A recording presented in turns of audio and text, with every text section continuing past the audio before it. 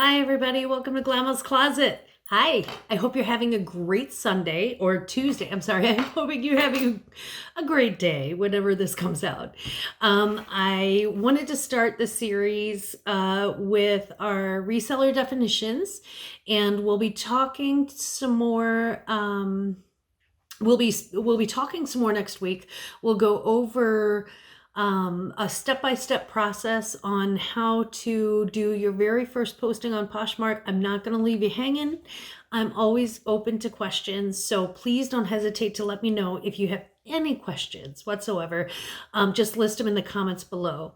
Now, I am going to ask you to please subscribe. Just hit the subscribe button. It doesn't mean you have to watch me every day, I promise. But every subscription helps and every like helps. So thank you very much for taking the time to spend with me today and just be a part of Glamma's Closet. You know Glamma's serious when I got my hair out of my way. So let's go through a few of the reseller definitions and we'll talk a little bit about what each one means. One of the things that you're going to find if you look at any reseller videos, if you look at any information on reselling whatsoever, is the word BOLO. You see it all over the place. This is what it means. BOLO means be on lookout. So be on the lookout. Be on the lookout for certain, they'll say, put it on your BOLO list. And that means you're be on the lookout for list. BOLO means it's a very desirable brand or a desirable style that is really selling well for this particular season. There are people who I think are really great at figuring out what styles are going to sell well and what styles are not. I tend to go with my personal taste. So a bolo is, for me, would be like a really, it would be like Chanel. It'd be, Prada. It'd be a higher end designer brand. I love those. And I love finding them cheap. Oh, I love finding them cheap. You know I do. So if I can find a designer brand like that for $50 or less, usually I pick it up if I can. That being said, there are also no-los. There are not on the lookout for. And there are some things that 2 years ago would have sold like gangbusters. Let's take, for example, low-waisted jeans. Low-waisted jeans 2 years ago, 4 years ago, you couldn't hold them in your closet. From what I understand from the other resellers, you couldn't hold them in your closet for more than a day and they would sell like that. Now it's darn near impossible to sell a pair of low-waisted jeans. Everybody's into the mom jeans for some reason. For some reason, I don't know. I was there when mom jeans came out and they're not always flattering on everybody. But that's my own personal decision. If it's up to me, I'd wear sweatpants for the rest of my life. So what do I know? So NOLO is not on the lookout. BOLO is be on the lookout. The next definition that we have is to cross list. When they say cross list, what they mean is that you have your item listed on more than one platform. So for example, if you have something listed on eBay and you have that same item listed on Poshmark, or if you have something listed on ThreadUp and you have that same item listed on Mercari, that would be a cross list. A lot of times with cross listing, it's for very super duper organized people. I don't cross list that much. I do on a few items that I really love, or a few items that I think a deep discount on those is not gonna. I'm not ever going to want to do that on that particular piece. So for those, I'll list exclusively on one platform or the other sometimes. Or on both platforms sometimes, sorry. So I'll list those on both platforms or 5 platforms or whatever, so that I can ensure that I get the highest price for a piece that I think has a great deal of value. But for the most part, for cross-listing, you just have to be really careful to keep track of it. You just have to keep track of your stuff. That's all. The next definition that we're going to talk about is sourcing. When people say sourcing, what they mean is that they're shopping. Sourcing is shopping. If I'm grocery sourcing, I'm grocery shopping. So if somebody says, I went sourcing, what they meant was I went shopping. And the reason why they say sourcing instead of thrifting is because not all of what they're selling is thrifted. Sometimes you go to a higher end resale shop and you buy that thing that is hard to find, something like a Plato's Closet or something like that, and then you resell it. So it's technically, I wouldn't say thrifted as much as consignment shop. There are people who are very, very good at going to places like I don't know, like Ross or things like that, and finding that one designer piece in the middle of a million pieces that actually will resell and somehow bled through the cracks. So when I say sourcing, I just mean that you've been shopping. That's pretty much all they mean. Retail arbitrage. Retail arbitrage is when you buy something brand new from a store or a wholesaler. Sometimes people buy from wholesalers too. And then they resell it online for a profit. So, and you know, that's where some people tend to get a little upset with the reselling community for buying something and marking it up and reselling it. Here's the thing though, because usually when they do that, you're still getting it at less than what the brand new price would be. Also with retail arbitrage, it's one of those things that if you think about it, every store does it. Every store buys from somebody and resells to the customer. So basically what we're cutting out is the cost of the truck and the cost of the warehouse and the cost of the shipping and the cost of the blah, blah, blah. So anyway, that's what retail arbitrage is. I don't do it a lot, if ever. I'll come across a piece every now and again, something will jump out and surprise me. But usually if you see me in a Ross or a TJ Maxx or a Marshalls, usually it's because I'm looking for something for a Glamma, like these Betsy Johnson glasses. Aren't they cute? I got these at Ross. 3 pairs, I know. We also have a haul. A haul is just you're just showing off what you bought. Anybody who shops for resale, anybody who thrifts is really proud of what they're buying. They're really proud of what they're buying, and they should be. They should be. It's a lot of hard work. It's a mask. It's a lot of hunting, and it can be really, really exhausting, believe it or not, to go out there and find things for you that we think are going to interest you and that you're going to want to buy or that you're going to want to enjoy too. So a lot of that is, when we say haul, we just mean, this is what I got. This is my stash. It's kind of like a stash. We can call it a stash. We are going to talk a little bit about stale inventory.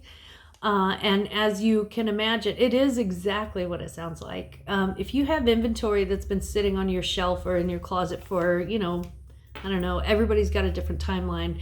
So when they say stale inventory, it's when it's been sitting. For me, it'd be like a couple of months and it doesn't appear to be getting not just sold, but just really not any interest. Maybe initially it'll get a like or two and then you just can't sell it. Usually with stale inventory, I take a look at it and we'll talk a little bit about selling on ThredUp too eventually. But for stale inventory that for some reason isn't really moving, I like to put those in a ThredUp box and see if maybe I can make some money on ThredUp. ThredUp has like a really great marketing team, so they do really well. When we talk about a jewelry jar, oh honey, I love a jewelry jar. Picture this, and these are the beautiful flowers that my son sent me, for my birthday. So picture this jar and fill it full of jewelry. It's how a lot of, I think the Goodwill probably started it, maybe the Salvation Army, I don't know. But it's how a lot of thrift stores turn over their jewelry inventory, and specifically it's usually 99.9% of the time it's costume jewelry. Every once in a while you'll find something real, and that's always exciting too, especially if you find real silver, real gold, and you can put those like in your little scrap pile and save those up, and then eventually if you hoard it long enough you'll have something. So my problem is I usually end up like wearing them, so problem. So when they say a jewelry jar unjarring, what they mean is they're just showing you what came in that jewelry jar, and they'll bring it out piece by piece. Comps. You hear a lot of resellers use the word comps, and what they're saying is it's a comparable item. So for example, let's say that I have this love sweatshirt, which yes, it is for sale on Posh, and I am absolutely in love with it. It's got like this cool spangly rainbow. Look at that. How fun is this shirt? So anyway, I decided to borrow it from my closet tonight because, as a reseller, you can do that. So if I were looking for comps on this, I would be looking for a love reflective shirt by Derek Hart is the maker of this. So I would look up the maker, and then I would, pull it up on Google. Usually I pull it up on Google Shopping because I want to know what the comps are, comparable items, and the comparable prices across the board. I want to know not just what are they selling for on, my clothing main platform, Poshmark, but also what are they selling? Is this like flooding the eBay market? Is this flooding the, does Macari have it for like $30 less than what I'm selling it for? Those are all things that I think are important. So you always kind of want to look up comps. You want to try to find the exact same item, and if not, try to find the same item in like maybe a different color or maybe just a slightly different style. But when you're out thrifting, you want to sometimes stop and Google things. Now, every once in a while, I do like to gamble. Everybody knows this about me. Glamma loves a good gamble. So every once in a while, I'll just throw something in the cart that gave me a zing, and I won't even look up comps. I won't do it until I get home.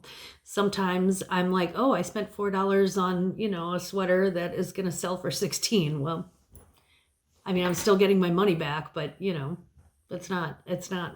But sometimes you find a pair of jeans for $4 that are going to sell for 60, and you're like, yes, this is awesome. So, try to gamble every now and again. You never know what you're going to get. We're going to talk a little bit about vintage versus antique too. When the word vintage is used in the reseller community, they're usually talking about something that's 20 plus years old. So it would be 20 years or older. It would go back to the 90s, and can go all the way back to, I don't know, the 50s or whatever. Most of the time when they're saying antique in the reselling business, what they're talking about is something that's 100 years or older. It's not always the case, because if I have an antique pin if I have a pin from 1929, literally from 1929, from the Jazz Age, that's Art Deco, I would consider that antique, even though it's technically not 100 years old. If you have a painting from 1932, I don't think anybody's going to really split hairs about whether or not that's antique. I think it would be considered antique, and especially like old bowls and things like that. So, but usually vintage, they're talking about the last, probably 50 years, something like that. And it's one of those things where you can it's a good descriptor in your selling line item. If you have something that's vintage, there are people who specifically look for vintage items. Now, it may not be the specific item that they're looking for, but vintage does help with the description, as well as it explains any style differences between now and when the garment was actually made. If you flip something, it means that you're buying it to sell it for profit. So when I say that's a good flip, what I mean is that I bought something, and I paid a certain amount for it, and then I resold it, and I got a nice profit for my hard work and energy. So that's always a good thing. A good flip would be if I spent $2 on let's say I had a vintage Chanel blouse and I found it in the bins and it cost me $2. And then I could resell that for, $300 because it's Chanel. So that's a really great flip. Hasn't happened. It doesn't happen like that. Usually if I'm flipping something, it's even with designer stuff, there's not that big a profit margin for me. But that would be what a flip would be. So if you buy something and turn it into, cash, that's your flip. Upcycle versus recycle, and recycle would be like recycle, repurpose, reuse. So a recycled item would be if I grabbed a pair of jeans that was at a thrift store and they were either going to sell or go into the trash. If I grab a pair of jeans like that and I put them back out on the market and sell them to a new buyer, that's more of a recycling thing. It's kind of what you do with glass. It's kind of what you do with, plastics and things like that. It's like regular recycling. Repurposing, reusing, that's sort of the same thing. Upcycling means that you took something original and you turned it into something new. I have 2 upcycled items in my closet. They still serve their original purpose as clothing, but they've been manipulated in such a way, and I have a wonderful local artist who works on those. So they've been manipulated in such a way as to make them something different than what they were originally. So I have like a vest that is now wearable art. And I have a protest jacket that was originally just like a black leather Wilson jacket, but the artist took it and really did a lot of hard work on it. And now it is an upcycled protest jacket. So, good for the environment. It's great. Because what we don't want to see is, clothing waste. There's so much of that in landfills. When we talk about the bins, what people mean when they say the bins, when they refer to the bins, and you're going to hear that a lot too. The Goodwill it's very specific to Goodwills. But the Goodwill has an outlet store. And what happens is once things have sat at a Goodwill for a certain amount of time, they're still getting donations for sale. So they have to get rid of those items. And to get rid of those items, what they do is they box them all up and they ship them off to one big, place. Usually you'll find these in larger cities. St. Louis, I think, has two. And they'll box those things up. They'll send them off to the place, and the place then will put them into like big, long, rollable 6-foot bins, which is why they named them the bins. They didn't name them the bins. We all named them the bins. But that's why they're called the bins. And so at that point, you can purchase all of the stuff that they have gotten rid of. You can purchase that by the pound instead of purchasing it by the item. So it's a really great way to get, and especially for new resellers or resellers who are working with ThreadUp, where it's more of a career site and that sort of thing. I would say the bins are definitely worth going to. I would check it out for sure. Especially, I have a friend who found a cookie jar at the bins, and I think he paid, if he paid by the pound, and I've seen the cookie jar online, he probably paid $2 for it, maybe $3. And it turns out it's a really rare cookie jar, and so that was like a $500-$600 cookie jar. So the bins are always a great idea. Just please don't forget your gloves. There is some nasty, honey, people don't just dump clothes in there. Okay, so just bring your gloves. Be on the lookout, bolo, for be on the lookout for cut glass and things like that. Just protect yourself. Another one of the definitions we want to talk about, which is one that I just actually came across, was EUC. You'll see the words EUC, or the the letters EUC after something. I had to look this up. I had no idea what that meant, and I've been reselling for, a few months. And you would think by now I'd have most of the definitions down. Had no idea. And so when you don't know, now you know. EUC means excellent used condition. So it's used. You can definitely tell that it's used. It's not new, but it's almost kind of like new condition. EUC means kind of like new. GUC is good used condition, so it's used, and it's definitely not. It doesn't have that sort of like new smell or like new, appearance, you know what I mean? But it is still very usable and in very good condition. NWT. NWT means new with tags. So if you have something that's new with tags, it is in brand spanking new condition. And that's and it's still got the tags on it too. So you see a lot of those sell. From what I understand, it starts on Black Friday and it doesn't stop until Christmas. The NWT stuff really flies off the shelves. We'll see. I'll let you know. I'll let you know if that, everything has changed this year because of the pandemic. So who knows what's gonna, all the old rules kind of for selling, for socializing, for everything are out the window. So this is a brave new world that we're working with, and I'll let you know how it goes. NWOT means new without tags. So if you bought a new shirt and you cut the tags off and you try it on and it didn't fit, but you're like, oh, forget it, I'm just going to sell it. That's what that means. So it's never been worn. It is still brand new. It hasn't been worn, but it has been tried on and it just doesn't have the tags with it. NIB. N is in Nancy, I is in igloo, B is in boy. NIB means new in box.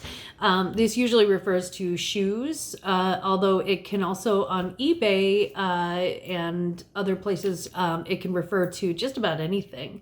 So if I have laundry detergent that's NIB, it means it's new in the box. It's never been opened. If I have shoes that are NIB, and that would usually be where I would come in. If I have shoes that are NIB, it means that I got these shoes. They're still in the original packaging. It's the same thing as new with tags, but for items that are not clothing or that don't have tags. TTS.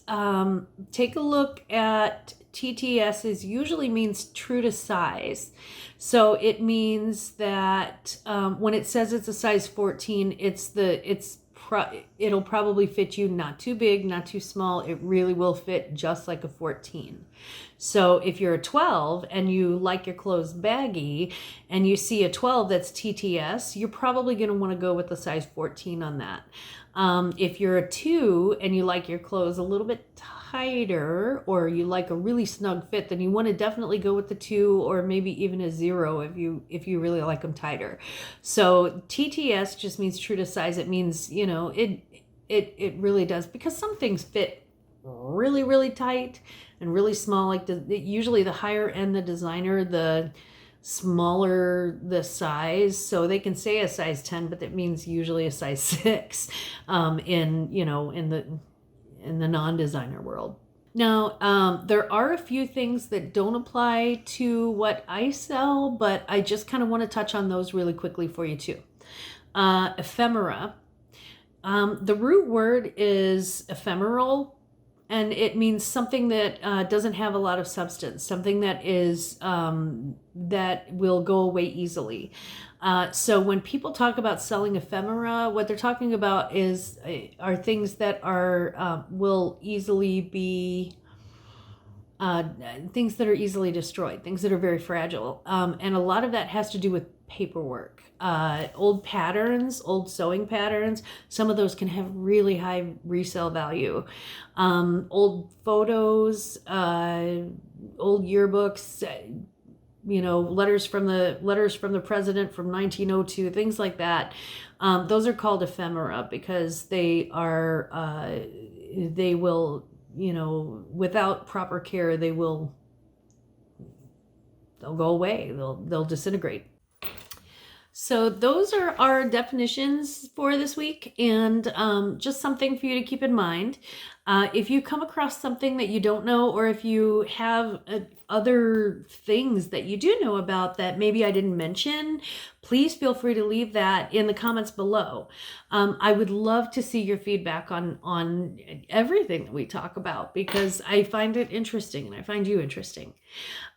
So next week, we are going to start with the easy peasy reselling for newbies, which, P.S., in the reselling community, I'm still a newbie too. Trust me, they do not consider me a pro at all. And with good reason. I've still got lots to learn. But this is how I did it, and this is how you can do it. Just grab, what we're going to do is we're going to grab one thing, just one thing from your closet, any one thing, and we'll go through it together. So once you do the first thing, it's addictive. Be careful, because this is like, reselling is like the new gambling for me. It's like the crack cocaine of making money, and I love it. So in the meantime, I just wanted to let you know, I hope you are all staying very, very safe. Protect yourself, protect your families, do everything in your power to stay safe, stay warm. And just know that Glamma loves you. And I will see you next week. Okay. Glamma loves you. Bye.